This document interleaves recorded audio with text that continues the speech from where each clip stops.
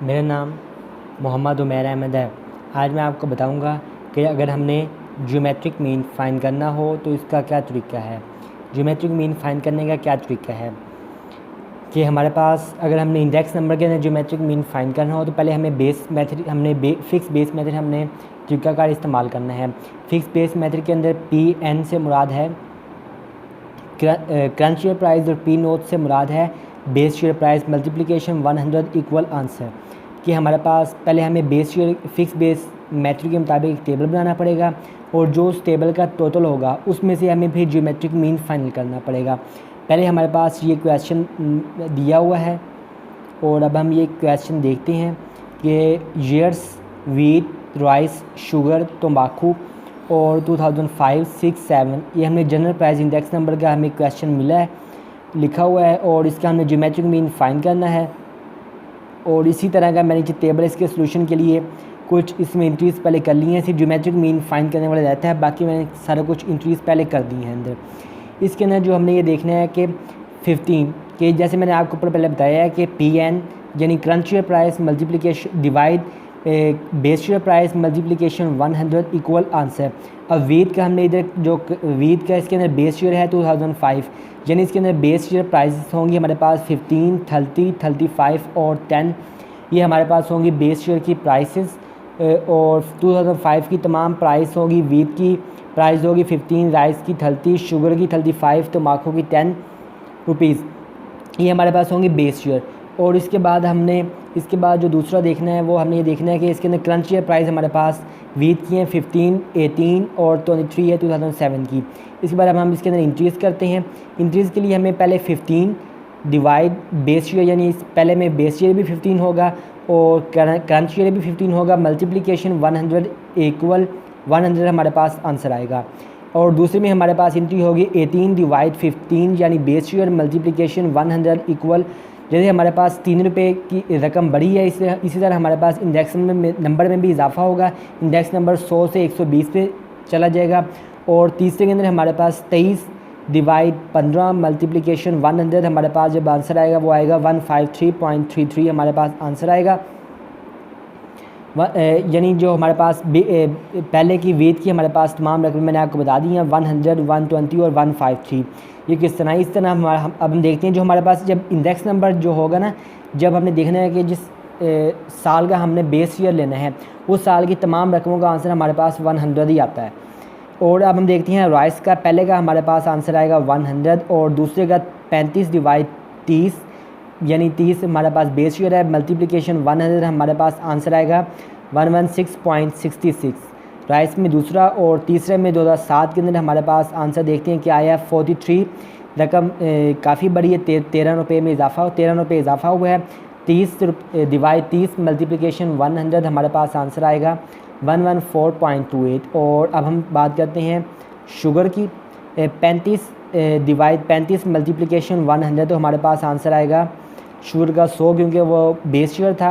और दूसरे के अंदर 30 डिवाइड 35 मल्टीप्लिकेशन 100 यानी अब हम ये देखते हैं कि दूसरे के अंदर हमारे पास रकम कम हुई है और इंडेक्स नंबर में भी कमी हुई है 85.71 हमारे पास आफ्टर कैलकुलेशन आंसर आया है।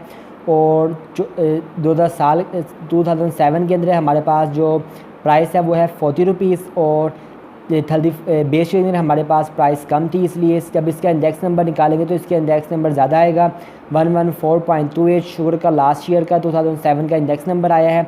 अब हम बात करते हैं लास्ट कमोडिटी की 10 रुपीज़ जिसका बेस शेयर के अंदर प्राइस है 10 रुपीज़ डिवाइड 10 मल्टीप्लिकेशन 100 हमारे पास 100 ही आंसर आएगा। इसके बाद दूसरा हमारे पास दूसरे साल है 8 डिवाइड 10 मल्टीप्लिकेशन 100 और इसके अंदर भी हमारे पास आंसर आता है 80 रुपीज़ इंडेक्स नंबर आता है और तीसरे में हमारे पास इंडेक्स नंबर आता है 100।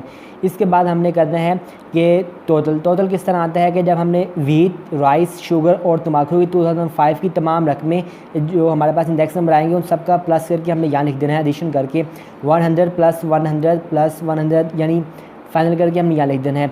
इसी तरह हमारे पास 2006 के अंदर आया है 120 और 116.66, 85.71, 80 इन तमाम का हमने एडिशन करके वो हमने लिख दिया है 402.37। और तीसरे साल हमारे पास 2007 के अंदर हमारे पास आया है 153.33, 143.33 और 114.28 हमारे पास आंसर आया है। और आखिर में तम्बाकू का आया है इंडेक्स नंबर 120।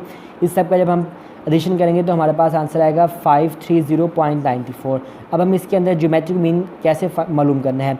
ज्योमेट्रिक मीन मालूम करने के लिए हमें जो वीट, राइस, शुगर और तम्बाकू की जो हमारे पास इंडेक्स नंबर आएंगे हर के अलग अलग, जैसे इसका था 100, 100, 100 और 100। इसके अंदर है 120, 116.66, 85.71, 80 और 153.33, 143.33, 114.28 और 120।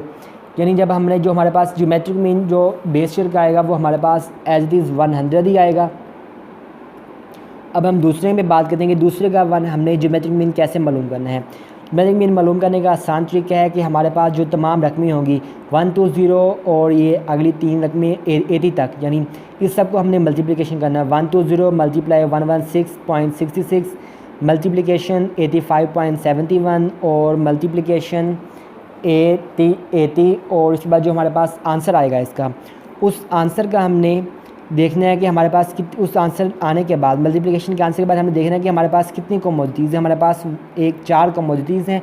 उस आंसर का हमने स्क्वायर लेना है 1/4 का, यानी जितनी भी रकमें होंगी हमारे पास अगर 5 रकमें होंगी तो हमने उसका स्क्वायर ले लेना है 1/5 का। अगर हमारे पास रकमें 4 हैं तो हमने स्क्वायर लेना है 1/4 का। और 1/4 का जब हमने स्क्वायर ले लेंगे तो हमारे पास आंसर आएगा 98.98199, 98.98199 हमारे पास आंसर आ गया है।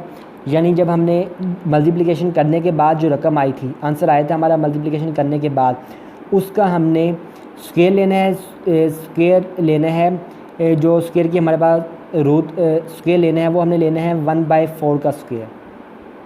रकम को हमने 1/4 ब्रैकेट लगानी है दोनों तरफ रकम के, और रकम को हमने 1/4 से स्क्वायर कर देना है 1/4 का के लिहाज से।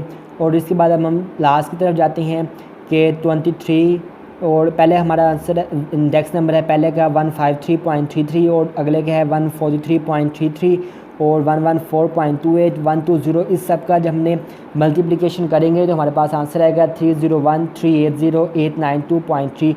इसका भी हमने यही करना है कि इसका हमने 1/4 के साथ स्क्वायर ले लेना है, और 1/4 के साथ स्क्वायर ले लेना है। जो हमारे पास आंसर आएगा वो हम कैलकुलेशन करके आंसर निकालते हैं। आंसर हमारे पास आया है 131.758, 131.758 हमारे पास आंसर आया है इसके अंदर। यानी ये था ज्योमेट्रिक मीन मालूम करने का आसान तरीका। ज्योमेट्रिक मीन, और अगर हमने किसी भी एवरेज का जो होता है एवरेज मालूम करने का सबसे एक्यूरेट तरीक़ों को ज्योमेट्रिक मीन कहते हैं और सबसे आसान तरीक़ों को हम कहते हैं अरिथमेटिक मीन। लेकिन जो सबसे एक्यूरेट तरीका है वो है ज्योमेट्रिक मीन, जो मैंने अब आपको तरीका बता दिया कि इसका ज्योमेट्रिक मीन कैसे मालूम करना है।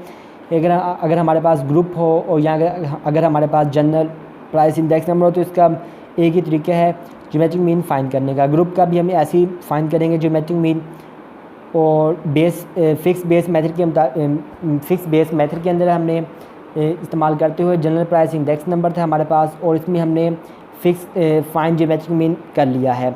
अब हम और चैनल को सब्सक्राइब कर लें ताकि आने वाली तमाम वीडियोस आपको आसानी से मिल सकें।